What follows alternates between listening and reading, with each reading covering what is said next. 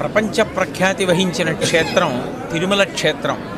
మళ్ళీ తర్వాత ఇక్కడ ఈ గోదావరి నదీ తీరంలో ఈ వాడపల్లి వెంకటేశ్వర స్వామి వారు సాధారణంగా మనకి కనపడే వెంకటేశ్వరమూర్తి కన్నా భిన్నమైన రీతిలో ఇక్కడ దర్శనమిస్తారు. ఆయన ఒక చేత్తో గద పట్టుకొని ఎర్రచందనపు మూర్తిగా వెలిసి ఉండడం చాలా చాలా గొప్ప విశేషం.